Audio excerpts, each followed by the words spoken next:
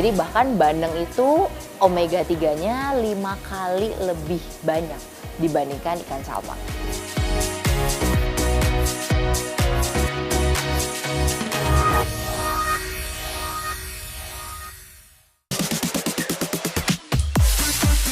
Sajian sate bandeng sudah ada sejak zaman Kesultanan Banten dan hingga kini masih banyak diburu warga dan wisatawan yang berkunjung ke Kota Serang. Dulu sate bandeng biasa disajikan pada saat perhelatan besar seperti acara keagamaan, acara kebudayaan dan lainnya. Itu makanan khas Serang Banten, makanan kesultanan kerajaan Banten pada zaman dahulu. Kayak untuk hajatan pernikahan biasanya itu ada. Ikan bandeng yang dipilih ialah ikan yang segar dengan ciri warna kulit putih abu cerah, mata merah, dan kulit yang tebal. Sebelum diolah menjadi sate, ikan harus dibersihkan terlebih dahulu dan dikeluarkan isi tubuhnya termasuk daging dan duri di badan. Diawali dengan memijat atau meremas pada bagian punggung ikan, duri utama kemudian dikeluarkan dengan cara dicapit menggunakan bantuan alat.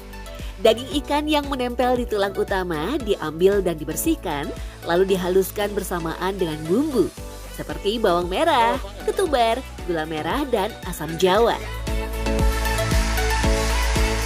Santan kental segar juga menjadi kunci utama untuk olahan ini.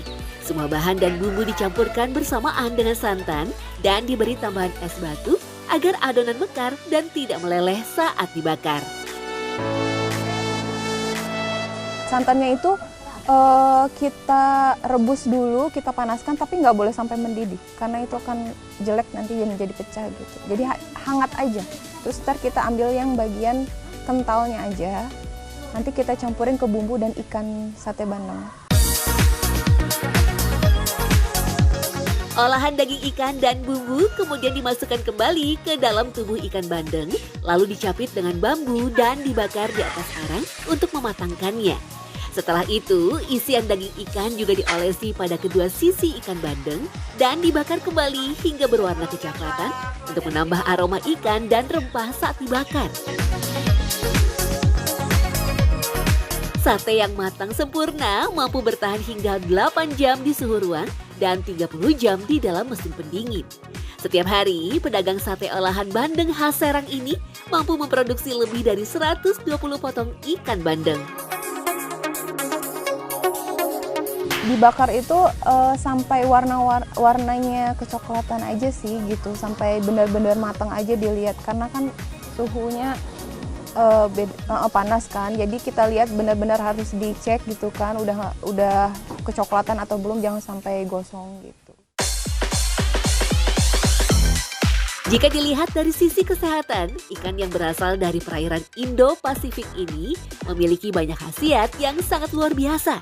Kandungan protein dan antioksidan berperan dalam memelihara kesehatan dan fungsi otak, meningkatkan daya ingat, konsentrasi, serta mencegah pikun atau demensia, terutama pada lansia. Padahal sebenarnya seperti ikan kembung, ikan bandeng, menariknya bahkan omega 3-nya lebih tinggi dibandingkan salmon. Jadi, untuk memenuhi kandungan gizi dan nutrisi, tak perlu biaya besar. Cukup dengan memanfaatkan bahan makanan yang ada dan berlimpah di sekitar kita. Bahkan ada keyakinan bahwa makanan inilah yang paling sesuai untuk memenuhi kebutuhan nutrisi kita.